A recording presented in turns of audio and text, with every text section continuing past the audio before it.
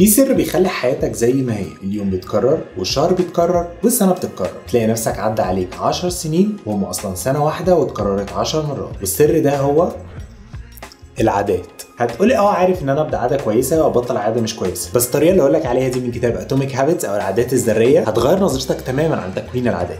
ايه هي العاده؟ هي اي حاجه في حياتك بتعملها بصوره متكرره بمجهود بسيط جدا او من غير مجهود خالص. وحياتك اللي انت عايشها دلوقتي هي نتاج عاداتك اللي بتتكرر بصوره غير واعيه، زي نظام الاوتو بايلوت كده اللي في عربيات تسلا والطيارات. ليه مهم جدا تكون فاهم وواعي ازاي العادات بتتشكل؟ علشان زي ما قلت لك العادات بتحس ان هي ليها قوه كده بتزقك انك تعمل حاجه اللي انت متعود عليها بدون وعي، ودي حاجه قويه جدا انك تخلي حياتك للاحسن او للاوحش. ولو بقيت فاهم وواعي ازاي العادات بتتشكل هتبدا ان انت تشتغل عليها، ان انت تبني عادات ايجابيه كويسه عشان تخلي حياتك للاحسن وتوقف اي عاده سلبيه بترجعك لورا وتعيش الحياه اللي انت عايز تعيشها. ازاي العاده بتتكون؟ علشان عاده تتكون بتعدي على 4 مراحل. اول حاجه الاشاره او الساين، ودي الحاجه اللي لما بتحصل بتبقى عايز تعمل العاده دي، ودي مختلفه من شخص للتاني. زي صوت النوتيفيكيشن مثلا بيخليك ان انت عايز تمسك الموبايل، او الشخص المدخن لما بيتعصب بيبدا ان هو يشرب سجاير. تاني حاجه الرغبه، انت خلاص سمعت صوت نوتيفيكيشن على الموبايل عندك فبيبقى عندك رغبه عاليه جدا ان انت تشوف ايه المسج دي وايه النوتيفيكيشن دي، قمت ومسكت الموبايل. وطبعا طالما مسكت الموبايل دي فيها ربع ساعه تقليب على الاقل. في ساعات بنمسك الموبايل ونقعد نقلب فيه كده بالساعات وفي الاخر نفتكر ان احنا كنا عايزين نعمل حاجه معينه زي نكلم حد او نبعت رساله معينه لشخص.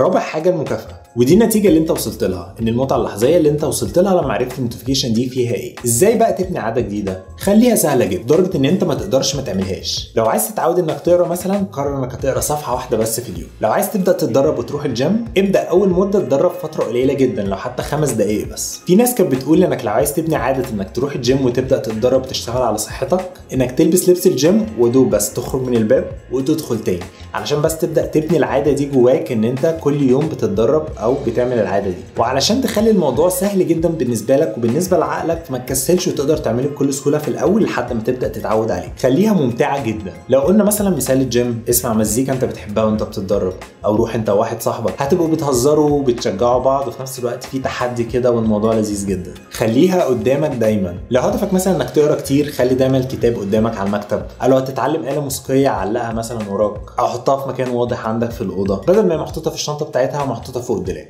ازاي بقى تبطل عاده مش كويسه؟ العكس بالظبط، خليها صعبه. يعني لو بتدخن وعايز تبطل او تقلل عدد السجاير اللي بتشربها في اليوم، ما تخليش العلبه دايما في جيبك، حطها مثلا في شنطه وحط الشنطه دي في الدولاب. كل ما تبقى عايز تشرب روح افتح الدولاب وافتح الشنطه وطلع، خد سيجاره ورجعها تاني مكانها. انت هنا بتحط خطوات كتير قوي قبل ما تعمل العاده دي، فبالتالي الموضوع بيبدا ان هو يبقى صعب عليك، وواحده واحده تدريجي بتبدا تبطلها. خليها مش مريحه، يعني لو بتشرب سجاير وانت قاعد ومستريح، لا اشرب سجاير وانت واقف. ولو الجو ساقع مثلا حاول تشربها في البلكونه او تطلع بره في الشارع في الساقعه. مع التدرج هيحصل ارتباط شرطي في مخك ان الحاجه دي مش مريحه بالنسبه لك، وهيبدا مخك يبعدك عنها ويكرهك فيها. خلي النتيجه اللي بعد العاده دي متعبه. يعني لو نفس مثال السجاير، بعد كل سجاره مثلا اعمل 10 او 20 ضغط، او الزم نفسك انك تعمل بعديها اي حاجه مش مريحه عشان يرتبط في عقلك ان النتيجه بتاعت العاده دي مش مريحه.